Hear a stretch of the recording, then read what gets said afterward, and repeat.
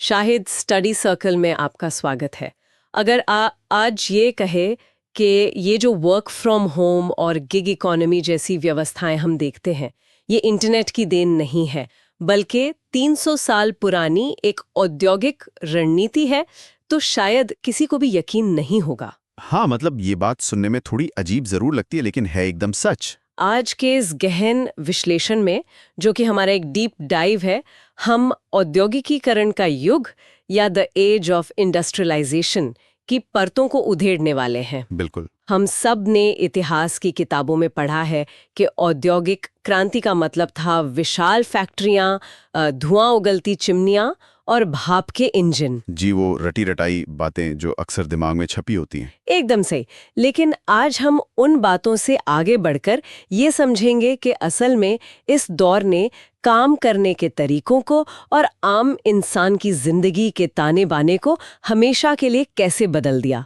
ये सफर वाकई बहुत दिलचस्प है और इस बदलाव की असली कहानी को समझने के लिए हमें सबसे पहले ये देखना होगा कि उस समय का समाज इन नई मशीनों को किस नज़र से देख रहा था। 19वीं सदी के अंत में तकनीक को महज एक मशीन नहीं बल्कि एक नए धर्म या जादू की तरह देखा जा रहा था। हमारे ऐतिहासिक स्रोतों में कुछ बहुत ही शानदार तस्वीरें हैं जो इस मानसिकता को दर्शाती हैं। अरे हाँ, उन तस्वीरों का जिक्र करना यहाँ बहुत जरूरी है। मेरे सामने एक तस्वीर है 1900 में E.T. पॉल द्वारा प्रकाशित एक संगीत की किताब का कवर है ये। डॉन ऑफ द सेंचुरी वाला। जी बिल्कुल, नई सदी का उदय। इसमें प्रगति की देवी जैसी एक आकृति एक पंख वाले पहिए पर खड़ी है, जो कि शायद समय का प्रतीक है। और उसके ठीक पीछे रेलवे, आधुनिक मशीनें, कारखाने और कैमरे हवा में तैर रहे हैं। मतलब इसे देखकर ऐसा लगता है जैसे तकनीक कोई दैवीय चमत्कार हो, कोई जादू हो। सही कहा आपने। इसके अलावा एक और तस्वीर है, दो जादूगर या टू मजिशियंस वाली, जो एक व्यापारिक पत्रिका में छपी थी। वो तस्वीर अपने आप में दो अलग अलग दुनियाओं का टकराव दिखाती है। अच्छा, उसमें क्या खास था? देखिए, तस्वीर के ऊपरी हिस्से में पूरब का अलादीन है, जो अपना जादुई चिराग रगड़कर पलक झपकते ही एक भव्य महल खड़ा कर रहा है। जो शायद अतीत और पौराणिक जादू का प्रतीक है। बिल्कुल। वहीं नीचे के हिस्से में एक आधुनिक मैकेनिक है, जो अपने हथौड़े और औजारों से विशाल लोहे के पुल, पानी के जहाज और गगनचुंबी इमारतें बना रहा है। ये आधुनिकता का जादूगर है। क्या बात है। मतलब उस दौर में तकनीक को सचमुच एक नया जादू ही माना जा रहा था। ये तुलना मुझे बहुत सटीक लगती है।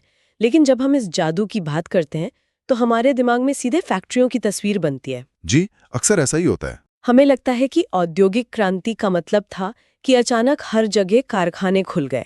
लेकिन जो स्रोत हम देख रहे हैं वे इशारा करते हैं कि यह पूरी व्यवस्था फैक्ट्रियों से नहीं बल्कि गांव की झोपड़ियों से शुरू हुई थी। हाँ, ऐसा कैसे? यही इतिहास का वो छिपा हुआ पहलू है जिसे अक्सर हम लोग नजरअंदाज कर देते हैं।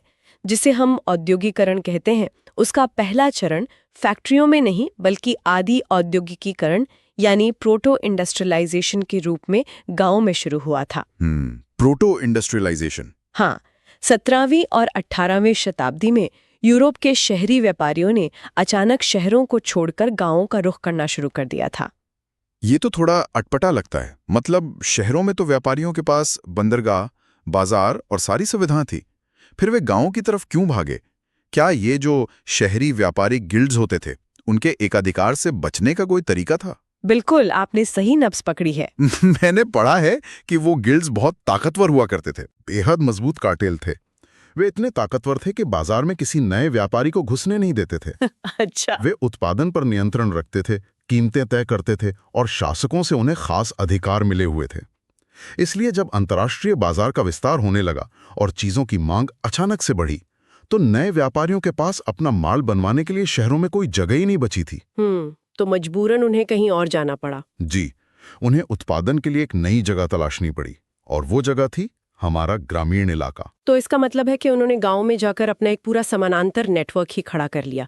पर ये काम कैसे करता था? क्या व्यापारी गांव वालों को सीधा कच्चा माल पकड़ा देते थे? इसकी एक बहुत ही व्यवस्थित सप्लाई चेन थी, मतलब आपूर्ति श्रृंखला। व्यापारी गांव में जाते और गरीब किसानों को पेशगी यानी एडवांस पैसे देते थे। उस समय गांव में खुले खेत खत्म हो रहे थे और छोटे किसानों के लिए केवल खेती से गुजारा करना बड़ा मुश्किल हो रहा था। तो जाहिर है पैसों की जरूरत होगी। बिल्कुल। जब इन व्यापारियों ने उन्हें घर बैठे काम करने के लिए एडवांस पैसा दिया तो किसानों ने तुरंत हाँ कर दी। वे अपने घर पर ही ऊन खरीदते, पूरा परिवार मिलकर सूत काटता, फिर उसे बुनकर के पास भेजा जाता। और फिर रंगाई वाले के पास? हाँ, रंगाई वाले के पास, और अंत में लंदन जैसे बड़े शहरों में कपड़े की फिनिशिंग होती थी। अरे वाह, ये तो सच में 18वीं सदी का गिग वर्क या वर्क फ्रॉम होम था। एकदम सही कहा आपने। मतलब उत्पादन किसी एक बड़ी बिल्डिंग में नहीं बल्कि हजारों छोटी छोटी ग्रामीण झोपड़ियों में बटा हुआ था। व्यापारी एक तरह से एक ऐप या प्लेटफॉर्म की तरह काम कर रहा था जो काम बांटता था। जी, और अंत में माल को अंतर्राष्ट्रीय बाजार में बेचता था। लेकिन इस पूरी विकेंद्रित व्यवस्था को वापस फैक्ट्रियों में बदलने का काम रिचर्ड आर्कराइट ने किया है ना? हाँ, रिचर्ड आर्कराइट। उसने सूती कपड़ा मिल की रूपरेखा तैयार की। उसने इस पूरे बिखरे हुए नेटवर्क को एक छत के नीचे ला खड़ा किया। तो मतलब अब सब कुछ एक जगह होने लगा? बिल्कुल। अब सूत काटने से लेकर कपड़ा बुनने तक का सारा काम एक ही कारखाने में होने लगा। आर्कराइट के इस कदम से उत्पादन की गुणवत्ता पर निगरानी रखना बहुत आसान हो गया। और मजदूरों के समय का प्रबंधन भी संभव हो गया होगा। जी, और यही आधुनिक फैक्ट्री का जन्म था। आर्कराइट के इस कॉन्सेप्ट को देखकर तो मैं यही सोच रही हूँ कि उद्योगपतियों को ये आइडिया बहुत ही पसंद आया होगा। मतलब रातों रात पूरे यूरोप में मशीनें और फैक्ट्रियां लग गई होंगी। आखिर इससे उत्पादन की गति जो बढ़ रही थी। देखिए, दिलचस्प बात यही है कि ऐसा बिल्कुल नहीं हुआ। अच्छा? बदलाव की रफ्तार असल में बहुत ही धीमी थी। इतिहास हमें बताता है कि उद्योगपति नई मशीनों को अपनाने से बहुत ज्यादा कतरा रहे थे। ये बात मेरी समझ से थोड़ी परे है। अगर मशीनें मुनाफा बढ़ा रही थीं, तो हिचकिचाहट कैसे? ये तो मुझे वो कैपेक्स और ओपेक्स के बीच का जो क्लासिक विवाद होता है वैसा कुछ लग रहा है। आपने इसे बिल्कुल सही आर्थिक चश्मे से देखा है। ये पूरी तरह से कैपेक्स यानी पूंजीगत व्यय का ही डर था। नई मशीनें भारी भरकम थी, बहुत महंगी थी, और उनके निर्माता जो बड़े बड़े दावे करते थे ना, वे जमीनी हकीकत पर अक्सर खरे नहीं उतरते थे। और अगर खराब हो गई तो? वही तो। अगर मशीन खराब हो गई तो उसकी मरम्मत का खर्च इतना ज्यादा था कि अच्छे भले व्यापारी का दिवाला निकल सकता था। जेम्स वॉट के भाप के इंजन का ही उदाहरण ले लीजिए। जेम्स वॉट ने न्यू कॉमन के पुराने इंजन में सुधार करके उसे बहुत कुशल बना दिया था। ये मैंने कहीं पढ़ा है। उन्हें तो हाथों हाथ लिया जाना चाहिए था। यही तो विडंबना है। वॉट ने 1771 में अपने इंजन को पेटेंट कराया। उनके दोस्त मैथ्यू बोल्टन ने उसका उत्पादन भी शुरू किया, लेकिन सालों तक उन्हें कोई खरीदार ही नहीं मिला। अरे बाप रे! आपको जानकर हैरानी होगी कि 19वीं सदी की शुरुआत तक पूरे इंग्लैंड में केवल 321 भाप के इंजन काम कर रहे थे। पूरे इंग्लैंड में सिर्फ 321? जी हाँ, सिर्फ 321। ये तो सच में हैरान करने वाला आंकड़ा है। इससे सुनकर मुझे लगता है कि ये स्थिति किसी नए उपभोक्ता गैजेट जैसी नहीं थी, बल्कि ये आज के दौर में किसी फैक्ट्री को पूरी तरह से ऑटोमेटेड रोबोटिक्स पर शिफ्ट करने जैसा भारी भरकम जोखिम था। एकदम सही तुलना है। इसमें जोखिम इतना था कि कोई भी व्यापारी अपना पहला दांव नहीं खेलना चाहता था। लेकिन एक बात बताइए, अगर मशीनें नहीं लग रही थीं, तो फिर तेजी से बढ़ती मांग को पूरा करने के लिए उत्पादन आखिर कर कौन रहा था? इसका बहुत सीधा सा जवाब है इंसान। मशीनें भले ही महंगी और जोखिम भरी थीं, लेकिन इंसान बहुत सस्ते थे उस वक्त। विक्टोरियन ब्रिटेन में मजदूरों की भरमार थी। तो मतलब सप्लाई बहुत ज्यादा थी मजदूरों की। जी, उद्योगपतियों के लिए ये सस्ता ओपेक्स यानी परिचालन व्यय था। वे भारी पूंजी फंसाने के बजाय मानव श्रम का इस्तेमाल करना कहीं ज्यादा मुनाफेमंद समझते थे। और मैंने हमारे स्रोतों में ये भी देखा कि कई उद्योगों में काम मौसमी यानी सीजनल होता था। बिल्कुल सही। गैस वर्क्स ले लीजिए, शराब बनाने वाली फैक्ट्रियां जिन्हें ब्रूवीज कहते हैं, और यहाँ तक कि बुक बाइंडिंग के उद्योगों में साल के कुछ खास महीनों में ही काम का भारी दबाव होता था। तो बाकी साल मशीनें खाली पड़ी रहती। वही तो बात है। अगर वे इन कामों के लिए महंगी मशीनें लगा लेते तो साल के बाकी महीनों में वो मशीनें खाली पड़ी रहती, लेकिन उनका रखरखाव का जो खर्च है वो तो चालू रहता ना। हाँ, वो तो है। इसके बजाय सीजन आने पर मजदूरों को काम पर रखना और सीजन खत्म होते ही उन्हें निकाल देना उद्योगपतियों के लिए कहीं ज्यादा आसान और सस्ता था। और शायद मुझे लगता है एक सांस्कृतिक कारण भी था।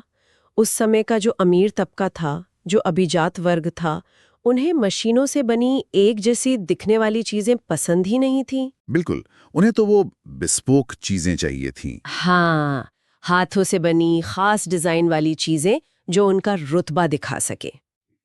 लेकिन इस पूरी व्यवस्था में मजदूरों की असल हालत क्या थी? अगर वे इतने सस्ते थे तो उनकी जिंदगी कितनी मुश्किल रही होगी। उनकी स्थिति की क्रूरता का अंदाजा लगाना भी आज हमारे लिए मुश्किल है। शहरों में काम तलाशना किसी बुरे सपने जैसा था। अगर शहर में आपका कोई रिश्तेदार या जान पहचान वाला नहीं है तो काम मिलना लगभग नामुमकिन था। लोग काम के तलाश में मीलों पैदल चलते थे। बेरोजगारी के दिनों में वे पुलों के नीचे सोते थे या फिर सरकारी वर्क हाउस में शरण लेते थे, जहां उन्हें लगभग जानवरों की तरह रखा जाता था। कितना भयानक दौड़ था वो। और इसी घोर बेरोजगारी और भुखमरी के डर के बीच बाजार में एक नई मशीन का आगमन हुआ, जिसे स्पिनिंग जेनी कहा गया। जेम्स हारग्रीव्स द्वारा बनाई गई स्पिनिंग जेनी। हाँ, जहां तक मुझे याद आ रहा है, इस मशीन का तंत्र कुछ ऐसा था कि इसमें एक पहिया घुमाने पर कई तकलियां एक साथ घूमने लगती थीं। जी बिल्कुल। यानी एक अकेला इंसान एक ही समय में कई मजदूरों का काम कर सकता था। हाँ, और जैसे ये मशीन ऊन उद्योग में आई, हाथों से ऊन काटने वाली औरतों के बीच दहशत फैल गई। उन्हें लगा कि ये लकड़ी का ढांचा उनके बच्चों के मुंह का निवाला ही छीन लेगा, जो कि उनका डर वाजिब भी था। बिल्कुल। और अपनी आजीविका छीनने के इसी खौफ में उन्होंने इन मशीनों पर हिंसक हमले शुरू कर दिए, उन्हें तोड़ना शुरू कर दिया। पता है, इतिहास अक्सर इन मजदूरों को तकनीक विरोधी या लुडाइट कहकर खारिज कर देता है, मानो वे बस प्रगति के खिलाफ थे। ऐसा ही लिखा जाता है। लेकिन अगर हम गहराई से सोचें तो क्या उनकी दुश्मन वो मशीन थी? मुझे लगता है कि वे तकनीक के खिलाफ नहीं थे।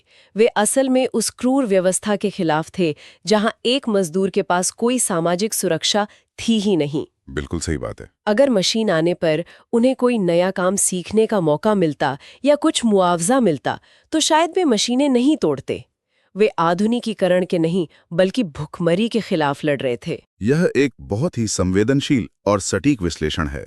सारा का सारा मुनाफा ऊपर बैठे लोगों की जेब में जा रहा था, जबकि तकनीक के विस्थापन का पूरा दर्द मजदूरों को झेलना पड़ रहा था। और आपको बता दूं, ये दर्द केवल ब्रिटेन तक ही सीमित नहीं था। अच्छा। ब्रिटेन में जो औद्योगिक और आर्थिक बदलाव हो रहे थे, उनकी भारी कीमत हजारों किलोमीटर दूर भारत के लोग भी चुका रहे थे। भारत, जो औद्योगिकरण से पहले सूती कपड़े और मलमल का दुनिया का सबसे बड़ा निर्यातक था। मतलब यहाँ के कपड़े की गुणवत्ता का लोहा तो पूरी दुनिया मानती थी, पर जब ब्रिटेन में मशीनें आईं तो भारत की सदियों पुरानी व्यवस्था का क्या हुआ? ब्रिटेन ने भारत की इस फलती फूलती व्यवस्था को बहुत ही सुनियोजित तरीके से तोड़ा। कैसे? जब ईस्ट इंडिया कंपनी की ताकत बढ़ी तो सबसे पहले भारत के जो पुराने व्यापारिक नेटवर्क थे वो ध्वस्त होने लगे। सूरत और हुगली जैसे बंदरगाह, जहां से स्थानीय व्यापारी मध्य पूर्व और दक्षिण पूर्व एशिया में कपड़ा भेजते थे, वे कमजोर पड़ गए।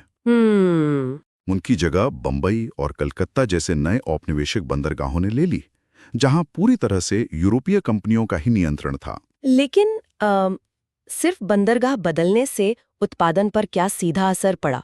क्या कंपनी ने भारतीय बुनकरों को सीधे तौर पर अपने नियंत्रण में ले लिया था? हाँ, और इसके लिए उन्होंने एक बहुत ही क्रूर तंत्र विकसित किया। ईस्ट इंडिया कंपनी ने व्यापार पर अपना एकाधिकार या मोनोपोली जमा ली। उन्होंने डच और फ्रांसीसी व्यापारियों को बाजार से बाहर निकाल फेंका, ताकि बुनकरों के पास कंपनी के अलावा किसी और को अपना माल बेचने का विकल्प ही ना बचे। इसके बाद कंपनी ने उत्पादन पर सीधा नियंत्रण करने के लिए गुमाश्ता नाम के वेतनभोगी कर्मचारी नियुक्त किए। मैंने गुमाश्ता के बारे में पढ़ा है। पहले जो स्थानीय व्यापारी बुनकरों से कपड़ा खरीदते थे, उनका बुनकरों के साथ एक सामाजिक रिश्ता होता था। वे अकाल या मुश्किल वक्त में बुनकरों की मदद भी करते थे। ये गुमाश्ता उनसे कैसे अलग थे? बहुत अलग थे। गुमाश्ता एकदम बाहर के लोग थे, जिनका गांव या बुनकरों से कोई भावनात्मक या सामाजिक जुड़ाव नहीं था। मतलब उन्हें सिर्फ काम से मतलब था? बिल्कुल। उनका एकमात्र लक्ष्य था कंपनी के लिए समय पर माल इकट्ठा करना, और इसके लिए वो किसी भी हद तक जा सकते थे। गुमाश्ता सिपाहियों और चपरासियों के साथ गांवों में आते थे। अगर माल तैयार होने में जरा सी भी देरी होती ना, तो वे बुनकरों को बेरहमी से पीटते थे, कोड़े मारते थे। ओफ, ये तो आधुनिक दौर के किसी हिंसक लोन शार्क और सत्ता के नशे में चूर अधिकारी का भयानक मिश्रण लगता है। और मैंने स्रोतों में ये भी देखा है कि कंपनी बुनकरों को जानबूझकर पेशगी या एडवांस देती थी। हाँ, और ये पेशगी असल में एक कानूनी फंदा थी। फंदा? वो कैसे? व्यवस्था का तंत्र ही कुछ ऐसा था कि कच्चा माल खरीदने के लिए बुनकर को जो एडवांस दिया जाता था, वो दिखने में एक बहुत छोटी सी रकम होती थी। लेकिन जैसे ही कोई बुनकर वो पेशगी स्वीकार करता, उसका पूरा का पूरा परिवार कानूनी रूप से कंपनी से बन जाता था। बाप रे। एक बार पेशगी ले ली तो वे अपना बुना हुआ कपड़ा किसी और को नहीं बेच सकते थे, और कंपनी उन्हें जो दाम देती थी वो बाजार के वास्तविक मूल्य से बहुत ही कम होता था। बुनकर इस कर्ज के जाल में ऐसे फंसे कि कईयों को अपने कर्जे छोड़कर गांवों से भागना तक पड़ गया। ये सोचना ही सहरन पैदा करता है। एक आजाद कारीगर को चंद रुपयों के कर्ज के जरिए अपने ही घर में एक बंधुआ मजदूर बना दिया गया। जी। और इसके बाद जो हुआ वो तो शायद और भी बुरा था। ब्रिटेन ने सिर्फ भारत का उत्पादन तोड़ा, बल्कि अपने देश में मशीनों से बना सस्ता सूती कपड़ा भारत के बाजारों में डंप करना शुरू कर दिया, जिसे मैनचेस्टर के आयात की बाढ़ भी कहा जाता है। एकदम सही। ब्रिटेन की फैक्ट्रियां बहुत तेजी से कपड़ा बना रही थीं और उन्हें एक बड़े उपभोक्ता बाजार की सख्त जरूरत थी। भारत उनके लिए एक बंदी बाजार या कैप्टिव मार्केट बन गया। मैनचेस्टर का मशीनी कपड़ा इतना सस्ता था कि हाथ से कपड़ा बनाने वाले भारतीय बुनकर उस कीमत का मुकाबला ही नहीं कर सके। उनके सामने सच में भुखमरी की नौबत आ गई थी। जब ब्रिटिश सरकार और नीतियां इस तरह से भारतीय अर्थव्यवस्था का गला घोंट रही थीं, तो भारत के जो शुरुआती उद्यमी थे वे क्या कर रहे थे? क्या वे इस पूरे दौर में सिर्फ मूक दर्शक बने हुए थे या वे कोई अपनी रणनीति बना रहे थे? भारतीय उद्यमी बहुत ही चतुर थे। उन्होंने समझ लिया था कि अंग्रेजों से सीधे भारत के घरेलू बाजार में टक्कर लेना फिलहाल मुमकिन नहीं है, इसलिए उन्होंने एक लॉन्ग गेम खेला। अच्छा, क्या किया उन्होंने? उन्होंने चीन के साथ होने वाले व्यापार में अपनी जगह बनाई। चीन के साथ व्यापार? आप उस त्रिकोणीय व्यापार की बात कर रहे हैं जहां अंग्रेज भारत से अफीम चीन भेजते थे और वहां से चाय इंग्लैंड ले जाते थे? एकदम सही पकड़ा आपने। इस व्यापार पर मुख्य नियंत्रण तो अंग्रेजों का ही था, लेकिन कई पारसी, मारवाड़ी और बंगाली व्यापारियों ने इसमें जूनियर पार्टनर के रूप में काम किया। मतलब उन्होंने पर्दे के पीछे से काम किया। जी, उन्होंने आपूर्ति सुनिश्चित की, फाइनेंस का इंतजाम किया और माल को जहाजों तक पहुंचाने का तंत्र खड़ा किया। इस पूरी प्रक्रिया में उन्होंने अंग्रेजों की नजरों में आए बिना भारी पूंजी इकट्ठा कर ली। बहुत ही स्मार्ट। और जब उनके पास पर्याप्त पैसा हो गया, तब जाकर उन्होंने भारत में अपनी पहली कपड़ा मिलें लगानी शुरू की। इनमें बंगाल में द्वारकानाथ टैगोर, बंबई में पारसी उद्यमी जमशेदजी नुसरवानी टाटा और बाद में सेठ हुकुमचंद तथा जीडी बिरला के परिवार जैसे नाम शामिल हैं। ये रणनीति मुझे बेहद दिलचस्प लगती है। मतलब उन्होंने आजादी की लड़ाई लड़ने से पहले एक आर्थिक लड़ाई लड़ी। बिल्कुल। अंग्रेजों के ही ग्लोबल ट्रेड रूट का इस्तेमाल करके पैसा बनाया ताकि आगे चलकर उन्हीं अंग्रेजों की फैक्ट्रियों को टक्कर देने के लिए अपनी स्वदेशी मिलें खड़ी कर सके। लेकिन जब भारत में ये मिलें लगने लगी तो सबसे बड़ी चुनौती मजदूरों को शहरों तक लाने की रही होगी ना? हाँ, वो एक बहुत बड़ा काम था। हजारों किसानों को जिन्होंने शायद कभी शहर नहीं देखा था, फैक्ट्री की मशीनों तक लाना कोई आसान काम तो नहीं था। बिल्कुल। यहाँ जॉबर की भूमिका आती है ना? हाँ, जॉबर की भूमिका। जैसे जैसे फैक्ट्रियां बढ़ी, मजदूरों की मांग भी बढ़ी। इस मांग और आपूर्ति के बीच का जो पुल था, वो था जॉबर। मिल मालिक अक्सर मजदूरों की भर्ती के लिए किसी पुराने और भरोसेमंद कर्मचारी को जॉबर बना देते थे। इसका काम कुछ ऐसा था कि जॉबर अपने गांव जाता, वहां के लोगों को शहर लेकर आता, उन्हें रहने की जगह दिलाता और फैक्ट्री में काम पर लगवाता था। शुरुआती दौर में तो ये जॉबर गांव वालों के लिए किसी मसीहा या गॉडफादर जैसा ही रहा होगा। शुरुआत में हाँ, लोग उस पर बहुत भरोसा करते थे।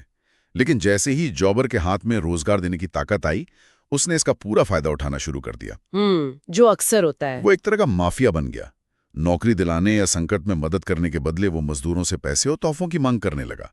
यहाँ तक कि मजदूरों की निजी जिंदगी पर भी उसका नियंत्रण होने लगा था। यह बिल्कुल आज की किसी भ्रष्ट प्लेसमेंट एजेंसी और किसी सामंती जमींदार का मिश्रण लगता है। सही कहा। लेकिन इन सब के बीच भारतीय उद्योगों को एक ऐसा मौका मिला जिसने मैनचेस्टर के वर्चस्व को हमेशा के लिए तोड़ दिया। हम यहाँ प्रथम विश्व युद्ध के प्रभाव की बात कर रहे हैं। जी। ये एक अजीब सा संयोग है कि एक वैश्विक त्रासदी भारतीय अर्थव्यवस्था के लिए एक संजीवनी कैसे बन गई। प्रथम विश्व युद्ध का जो प्रभाव था वो भारतीय उद्योगों के लिए किसी ब्लैक स्वॉन इवेंट से कम नहीं था। 1914 में जब युद्ध शुरू हुआ तो ब्रिटिश कारखानों को अचानक अपनी पूरी ताकत सेना की जरूरतें पूरी करने में लगानी पड़ी। तो मतलब उनका फोकस पूरा शिफ्ट हो गया। बिल्कुल।